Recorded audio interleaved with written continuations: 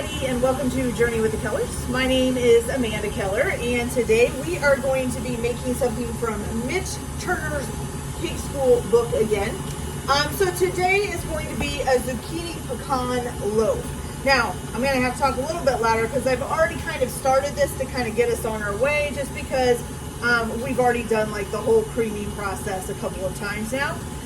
So basically what you're going to do to start out with is you're going to put in it says 3/4 of a cup of butter, of unsalted butter. But then it gives in parentheses, it says 1 3/4 sticks because it says to use a generous amount of 3/4. So it says to use 1 3/4 of the sticks, and you're going to soften that up. So you're just going to let it sit out until it comes up to room temperature.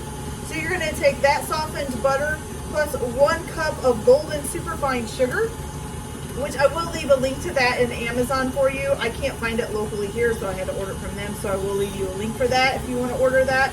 So you're going to put those two together in your mixer. You're going to mix them together on low at first just to get them combined up. Once they're combined up, you're going to turn it up to high, and you're going to let them mix for about 10 minutes, which this has been doing now. So your next step for this is going to be, you're going to take 2 eggs, and you're going to put them in something that you can use to pour. So I'm using my bigger liquid measuring cup just because it's easier to pour out of a measuring cup that's like this, and also because it's big enough for me to beat them with, a beater here. Okay, so you're going to just beat those together.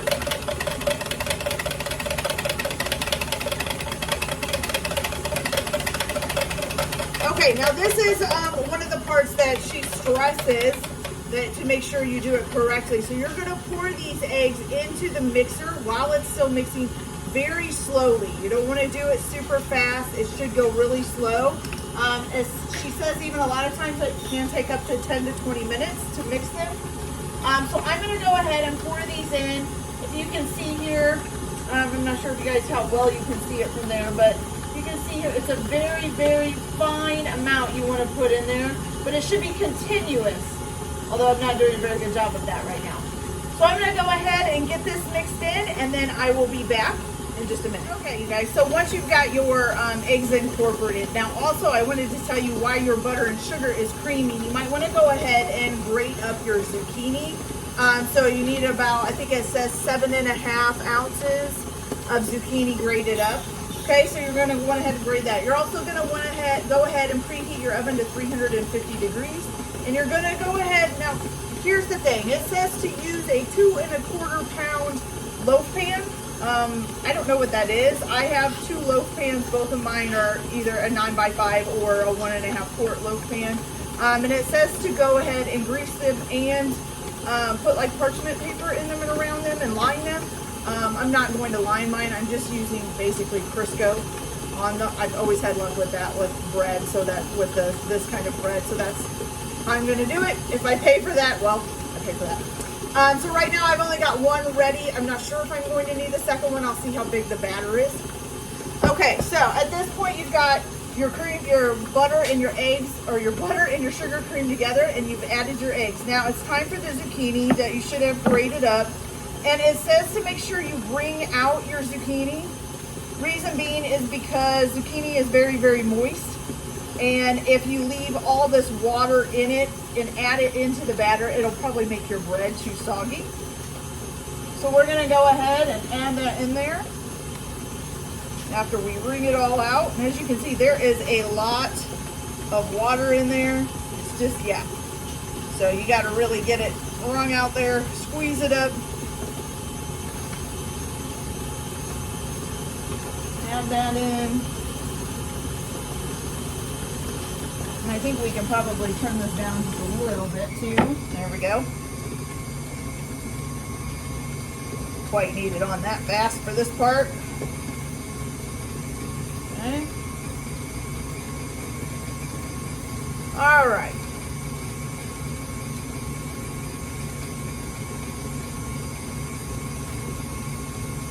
Now remember, while you're doing this, it's a good idea just to leave your mixer going. You want to make sure that it keeps aerating the batter out, and really you can't over cream these is what they say. So we're going to go ahead and just keep adding that in there. All right, so we got our zucchini in. And of course we made a huge mess. But hey, I always say, kitchen ain't messy, I ain't cooking. All right, here we go. Okay, so the next part is, we're just gonna let that keep going. I'm gonna turn it down just a little bit. Okay, so the next part is gonna be your dry ingredients, okay? So you are going to need, let's see, 1.5 cups of all-purpose flour, and I forgot my cups here. Go. All right. You're gonna sift this all together. So you're gonna put it in a sifter. So you need 1.5. Then you're going to need your salt, which you're gonna need a large pinch of sea salt. Large pinch. Oop. All right. You're going to need 1/2 teaspoon of baking powder. Oh. So 1/4, we need 1/2. Okay. And then 1 teaspoon of ground cinnamon.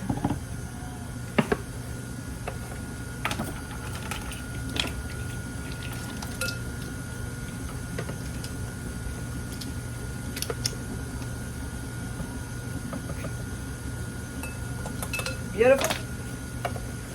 Okay, so you're going to go ahead and sift this in.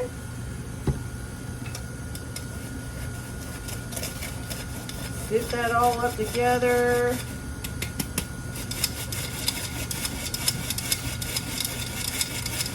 Okay, now you can go ahead and shut your mixer off. Make sure I got all this zucchini down in there. And take your bowl off.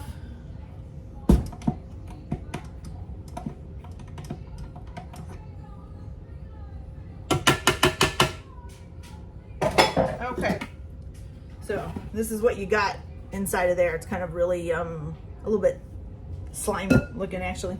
All right, so now you're going to go ahead and fold. Let me grab a spatula here. Here we go.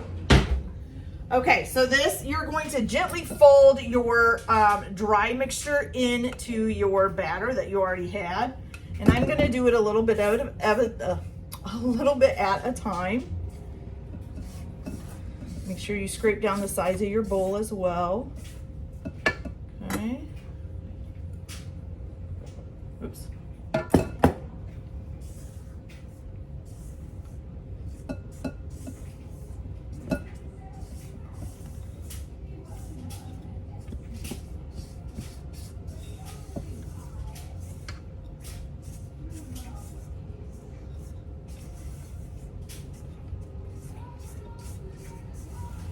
All right, I'm gonna go ahead and get this all folded in there. A little bit more to add. Perfect.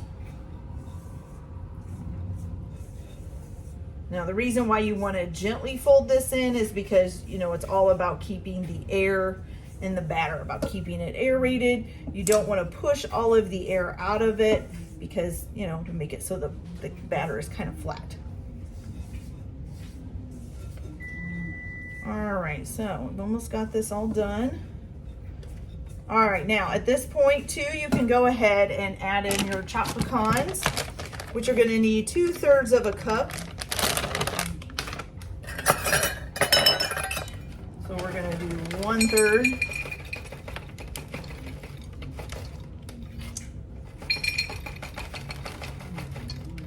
Two-thirds. Okay, and then you can also add in your raisins, which it says 1/2 cup of sultana raisins. Now I don't have sultanas. I had some golden raisins, so I'm just using those. I couldn't find sultanas locally, and by the time I realized that it said sultanas, I was like, I'll just use regular raisins or golden raisins. All right, so there you go. 1/2 cup of raisins. And you're just gonna fold those in real well. Make sure you're getting to the bottom of the bowl. You wanna make sure you get all of the batter mixed up together. Okay.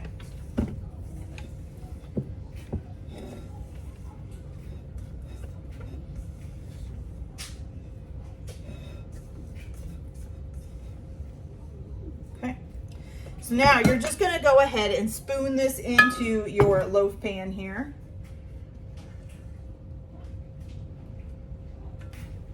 I may have, like I said, I may have to get a second one. I'm not sure yet, so let's see how much batter this is. I think we're gonna be okay with one pan. Okay. And I will definitely stick a baking sheet underneath of this just in case, because you never know. I don't want it to all overflow all over my oven. All right, that's done. Okay, we're gonna smooth this out a little bit. Get it all nice and in there.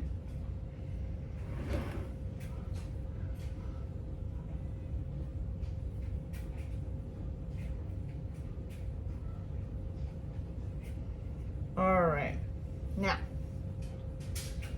once you've got that all in,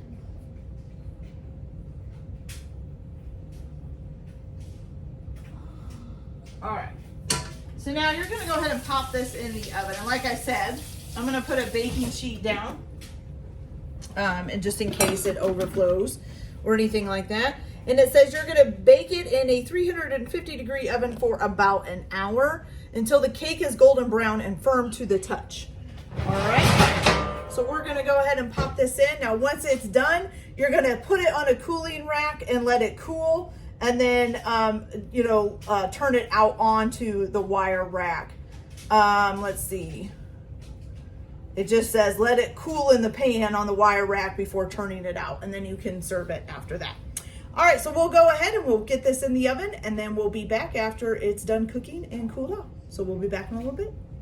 All right, you guys, look at that delicious zucchini bread. Zucchini pecan bread. Or zucchini pecan loaf, whichever one you want to call it. Looks delicious. I wish you guys could smell it. All right, so let's go ahead, take a slice out of this and see how it tastes.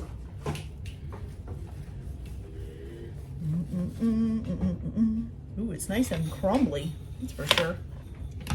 Okay, here we go, you guys.